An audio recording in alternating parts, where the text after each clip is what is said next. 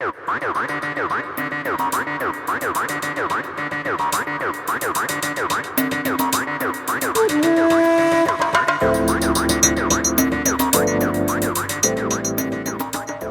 sinagoga del Puig del Mercadal, ubicada en el municipio gerundense de Castelló de Empúries, fue una de las más importantes del siglo XIII. Sin embargo, no ha sido hasta hace bien poco que fue redescubierta e inaugurada de nuevo. Tenemos con nosotros a Vicenç Comas, propietario de la sinagoga. Buenas tardes, Vicenç. Buenas tardes.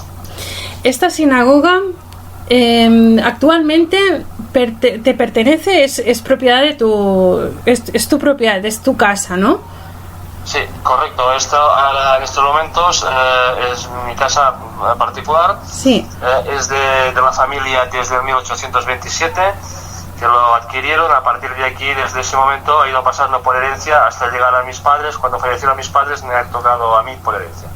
Y cuéntanos cómo llegasteis a la conclusión o los primeros indicios de que realmente estabais en lo que fue una sinagoga muy importante. A ver, los primeros indicios que teníamos fue del historiador local, Mossèn Miquel Pujol, que desde el archivo de Gerona encontró una primera documentación que enclavaba la sinagoga en nuestra vivienda. Él publicó un libro, Los judíos de Castelló de Empúries, donde aparecían ya las primeras anotaciones de que aquí podía ser la sinagoga. Y entonces, ¿el interés surgió por tu parte o por algún otro familiar? ¿Cómo fue desencadenándose los hechos? Bueno, los hechos se desencadenaron dado que mi hija ha estudiado historia, tiene el máster en investigación y humanidades de historia medieval, y una vez terminó el máster decidimos ponernos manos a la obra conjuntamente, con acuerdo con el ayuntamiento, con la buena sintonía que había con el ayuntamiento, para hacer unas prospecciones a ver si lo que decía Mossèn Miquel Pujol era cierto y encontrábamos más documentación.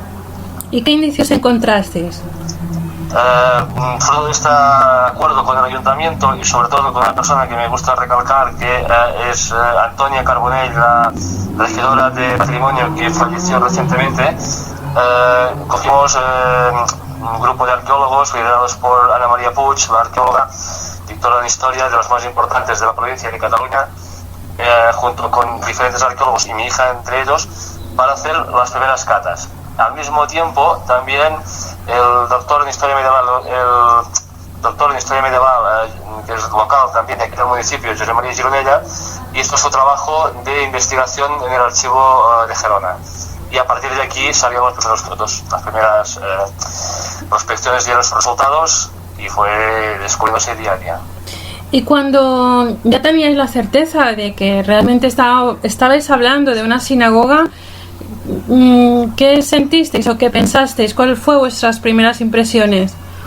Bueno, la sorpresa fue agradable, porque cuando hace unas prospecciones, unas catas y estás excavando dentro de tu propia casa, claro, no sabes nunca lo que te puedes encontrar. Pero dado que también documentalmente se encontró ya un documento en el archivo de Girona que decía que esta sinagoga de la época medieval, hemos encontrado un documento del 1264, y pues las afrontaciones que decía los documentos de las compraventas de las casas tenía que estar aquí a la fuerza.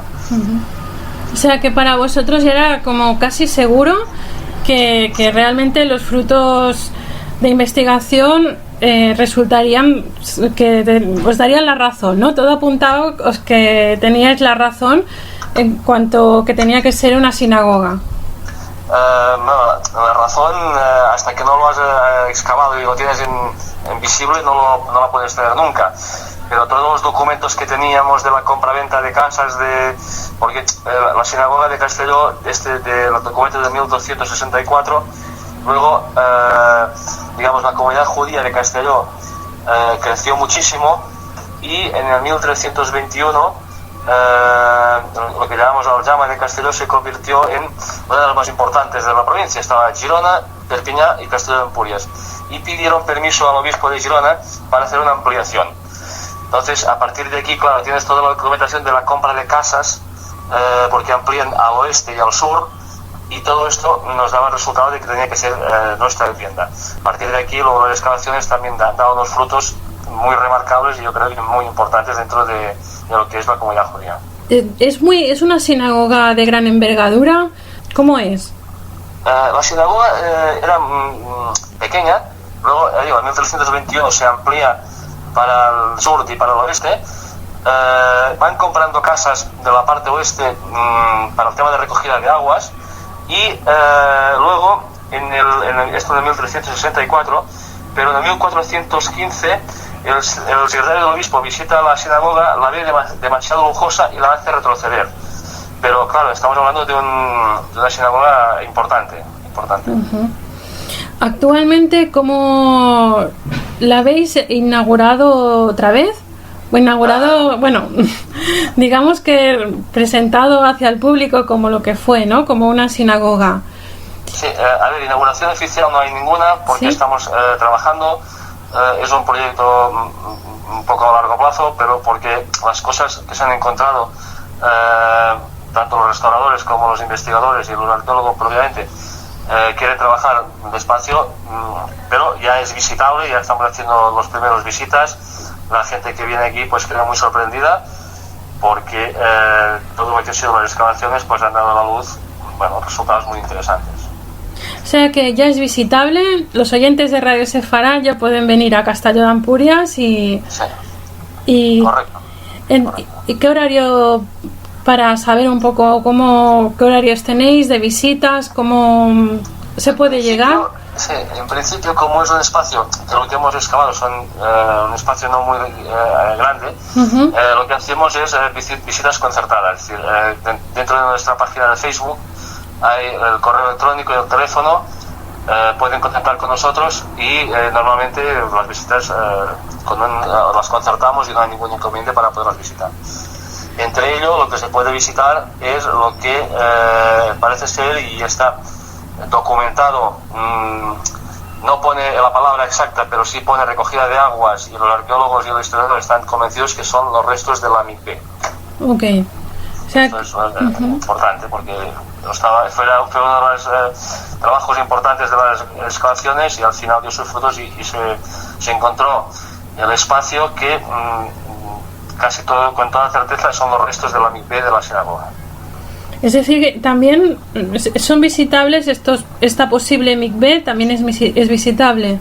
Sí, correcto. Es visitable la mikvé y después de las excavaciones arqueológicas y con los documentos que hemos encontrado se puede llegar a comprender un poco mejor tal como en la sinagoga, con una sala principal dedicada a la liturgia para los hombres, uh-huh. Y mientras que las mujeres y los niños los seguirían desde unas salas separadas. Y podemos ver incluso unas escaleras que suben como si fuera a una planta superior, que en este momento es una casa particular que no es nuestra, pero todas las excavaciones, todos los restos que hemos encontrado ayudan a comprender mucho mejor cómo podría ser la sinagoga en su momento. ¿Cómo era su estructura inicial? Correcto. Uh-huh. Está muy desvirtuada de su inicio con el paso del tiempo, ¿o te puedes hacer una buena idea? No, a ver, uno puede hacer una buena idea porque los documentos encontrados a nivel del archivo de Girona, los documentos notariales del archivo de Girona son bastante certeros. Evidentemente esta sinagoga en el 1420 fue vendida y en el 1425 pasó a ser un hostal. Uh-huh. Claro, a partir de aquí hay una reforma muy importante del 1781 que rompe bastante lo que es el espacio, ¿no?, de la sinagoga, pero todos los documentos que hemos encontrado uno puede hacerse la idea de tal como era la sinagoga en el 1321 hasta el 1420. A partir de aquí, cuando se convierte en hostal, si hay todas unas modificaciones, la más importante de 1781, que rompe un poco el espacio, pero aunque haya todas estas modificaciones, la persona que viene aquí con las explicaciones y con todos los documentos que tenemos puede hacerse la idea de tal como era antes. Al mismo tiempo, mencionar que antes de la reforma del 1321 la sinagoga se entraba por la parte sur perdón, por la parte norte, donde hay un patio anexo de nuestra vivienda que seguramente podría ser la entrada principal de la sinagoga, y en 1321 se va para la parte sur y haciendo unas entradas posteriores. En estas entradas, una es la que se puede ver en la fachada actual de la sinagoga, hay un arco de piedra, esto lo llamamos piedra de Figueras, y hemos encontrado también un documento del Archivo Notarial de Girona que hay un artesano de la piedra que hizo parte de la Basílica de Castelló y de la pica bautismal de la Basílica y unas piedras del campanario junto con la iglesia Santa María de la Verdrán. Un artesano que se llama Arnau Font, que va a hacer una obra muy importante en la sinagoga. Al tratarse de la misma piedra y casi de la misma manera de trabajarla, los arqueólogos y los historiadores podrían casi asegurar que la fachada, el arco de la fachada podría ser original. Bueno, pues promete, la visita promete bastante.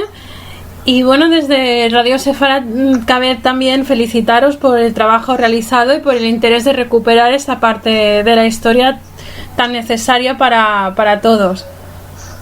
Muy bien, nosotros aquí estamos para trabajar. Esto ha sido un logro importante. Hemos encontrado, yo creo, bastante parte de la historia. No vamos a parar. La idea nuestra es seguir trabajando y seguir aportando datos de lo que pueda ser el pasado de la comunidad judía de Castelló. Nos recordamos, creo que de las más importantes, Girona, Perpiñán y Castelló. Entonces, si podemos colaborar por la parte nuestra, fantástico. Ya habéis logrado muchísimo de momento y os deseamos que aún podáis descubrir muchas más cosas. Muy bien, muchas gracias. La única cosa es que la gente quiera venir, que sepan, lo hemos comentado antes, que está abierto, que se puede visitar, que es un espacio que yo creo que la comunidad, digamos nosotros, la comunidad judía lo va a apreciar. Es un espacio único y entonces hemos decidido que se va a abrir al público, y ahora en estos momentos con visitas concertadas y con especialistas para explicarlo, no hay ningún inconveniente. La sinagoga se llama del Puig del Mercadal. Correcto, sí, porque este espacio era el que estaba era un espacio que dos calles al lado actuales estaba el Palacio del Conde de Empúries. Entonces la comunidad judía estaba junto al Palacio del Conde de Empúries. Y por eso ha recibido este nombre. Y este espacio de aquí, Castelló, en ese momento, cada lugar del municipio tenía un nombre concreto, ahora se llamarían calles. En ese momento el espacio donde estaba ubicado se llamaba Puig del Mercadal. Por eso nosotros hemos decidido darle el nombre del lugar, porque así es la referencia más fidedigna de dónde estaba la sinagoga, de dónde se ubicaba, del motivo de la compra de las casas que había en la parte oeste. A la parte superior ya estaba el Palacio del Conde de Empúries. Bueno, era como hacer un guiño a la historia, decir, estaba aquí. Okay. Entonces, ha sido un nombre que hemos puesto y que estamos publicitando para saber dónde está. Es decir, nosotros decimos la sinagoga del Puig del Mercadal. Perfecto. Esperamos que tengáis muchísimas visitas y se pueda dar a conocer vuestro trabajo tanto como sea posible. Y muchas gracias por haber hablado con nosotros, Vicenç. Muchas gracias a vosotros por llamarnos y por difundir el patrimonio que poco a poco va apareciendo, que vamos conservando. Muchas gracias. Gracias, Vicenç.